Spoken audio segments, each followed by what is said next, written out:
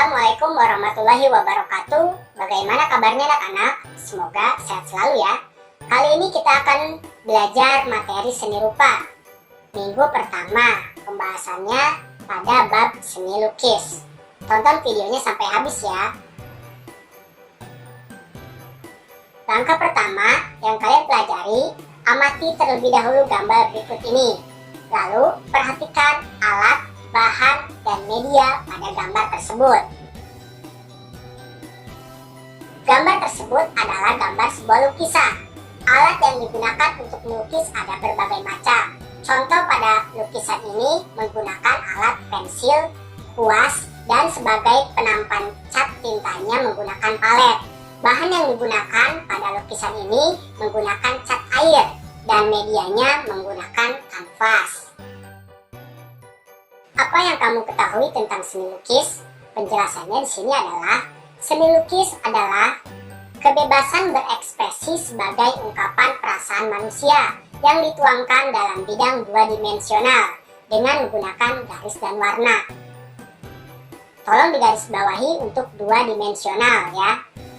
Dan melukis adalah kegiatan seni lukis di permukaan yang datar dengan melibatkan ekspresi, emosi, dan gagasan secara penuh.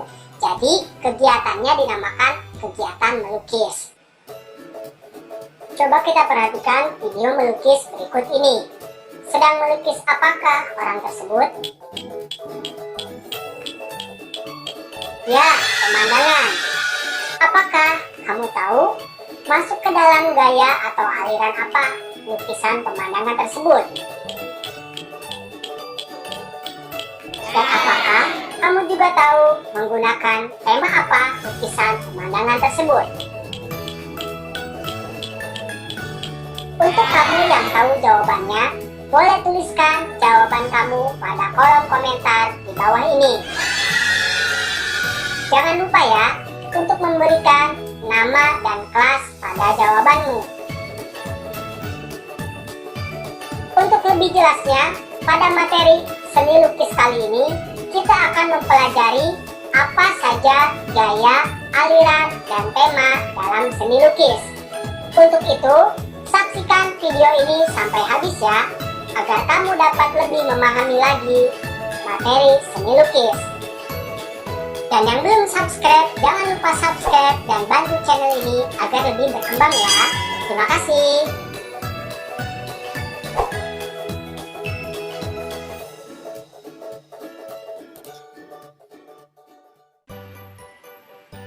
Oke, pada minggu pertama ini kita akan mempelajari gaya dan aliran pada lukisan modern. Gaya dan aliran pada lukisan modern itu dibagi menjadi tiga.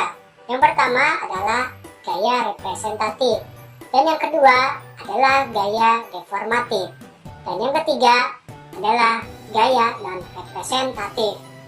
Ketiga gaya tersebut memiliki alirannya masing-masing sesuai fungsi dan bentuk lukisannya.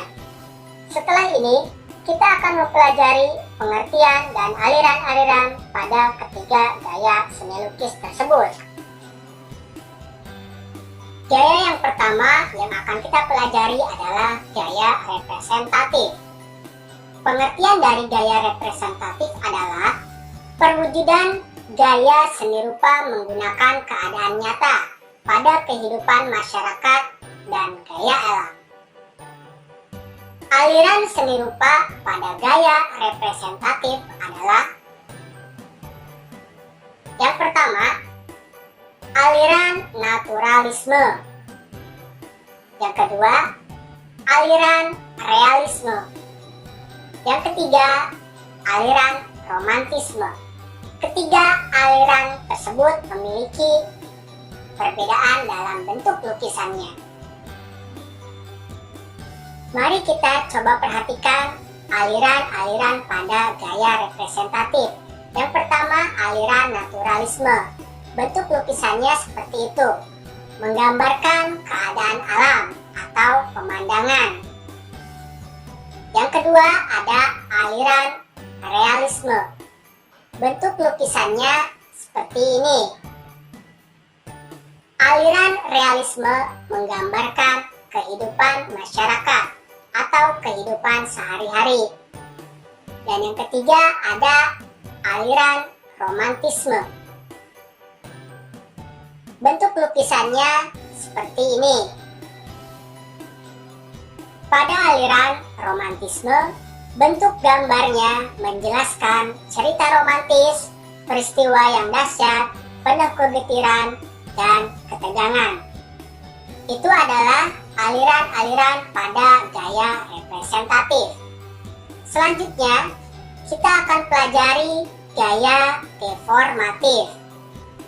Penjelasan dari gaya deformatif adalah gaya seni rupa yang menunjukkan perubahan bentuk dari aslinya, sehingga menghasilkan bentuk baru namun tidak meninggalkan bentuk dasar aslinya.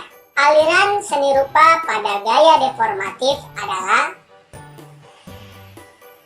yang pertama, aliran ekspresionisme. Yang kedua, aliran impresionisme. Yang ketiga, aliran surrealisme. Dan yang keempat, aliran kubisme. Setelah tadi kita mempelajari aliran-aliran pada gaya representatif, kali ini kita akan pelajari aliran-aliran pada gaya deformatif. Yang pertama adalah aliran ekspresionisme. Pengertian dari aliran ekspresionisme adalah aliran seni rupa yang penggambarannya sesuai dengan keadaan jiwa sang pelukis yang spontan saat melihat objek lukisannya. Berikut ini adalah contoh lukisan pada aliran ekspresionisme.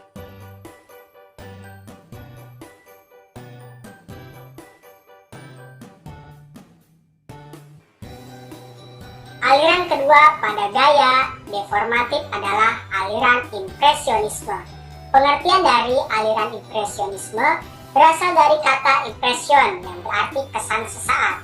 Impresionisme adalah gaya atau aliran seni rupa yang penggambarannya sesuai dengan kesan objek tersebut dilukis. Berikut ini adalah contoh lukisan aliran impresionisme.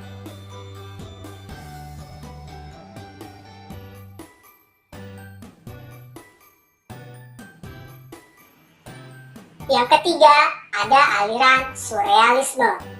Pengertian dari aliran surrealisme adalah aliran atau gaya seni rupa yang melebih-lebihkan kenyataan, kebanyakan yang menyerupai bentuk-bentuk yang sering ada di dalam mimpi.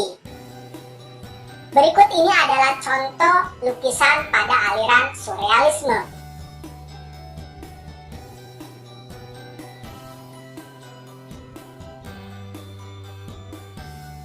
Aliran keempat atau aliran terakhir pada gaya deformatif adalah aliran kubisme. Pengertian dari aliran kubisme, kubisme berasal dari kata kubus yang berarti bidang atau bentuk persegi empat. Kubisme adalah aliran atau gaya seni rupa yang penggambarannya berupa bidang persegi empat atau bentuk dasarnya adalah kubus. Berikut ini adalah contoh lukisan pada aliran kubisme.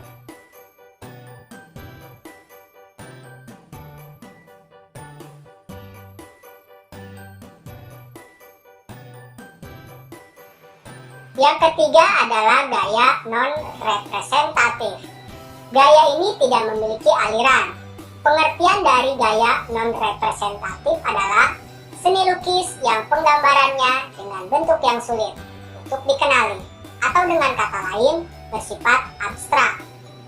Berikut ini adalah contoh lukisan gaya non-representatif atau abstraksionisme.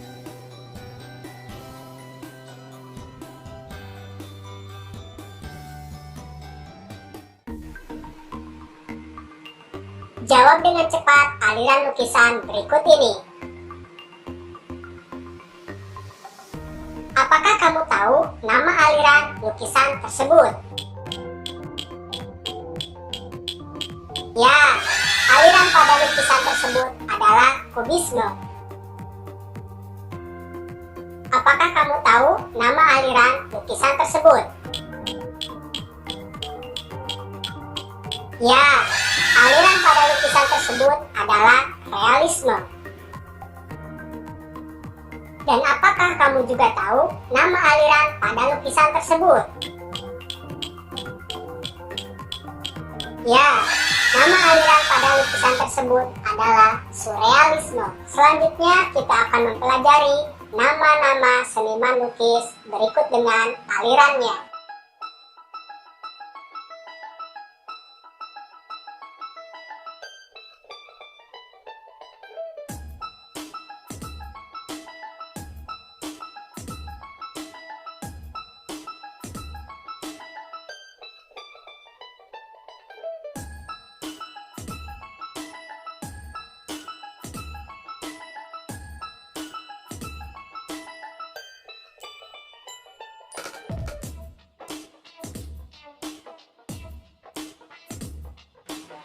Dalam membuat lukisan, langkah pertama yang harus kita lakukan adalah menentukan temanya terlebih dahulu.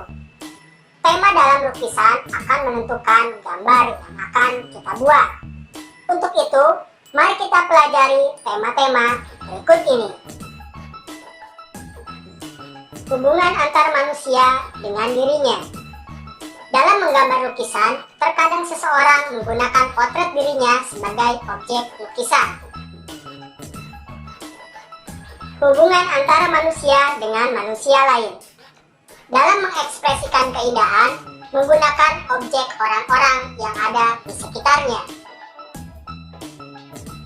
Hubungan antara manusia dengan alam sekitarnya. Alam sekitar sangat menarik bagi pelukis untuk mengungkapkan cita rasanya, seperti pemandangan gunung, laut, sungai, dan masih banyak lagi yang lainnya. Hubungan antara manusia dengan benda. Benda-benda di sekitar memiliki keunikan tersendiri bagi seorang pelukis. Hubungan antara manusia dengan aktivitasnya. Aktivitas manusia dalam kehidupan sehari-hari beragam dan membuat pelukis mengabadikan dalam lukisannya. Hubungan antara manusia dengan alam khayal.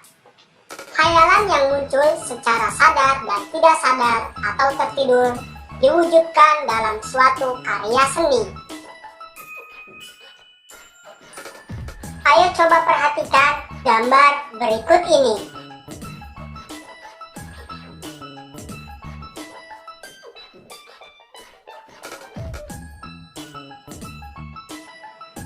Dalam lukisan ini, objek tentang sebuah kejadian di pasar, yaitu seorang ibu yang menggelar dagangannya dan seorang pembeli yang sedang bertransaksi atau jual beli.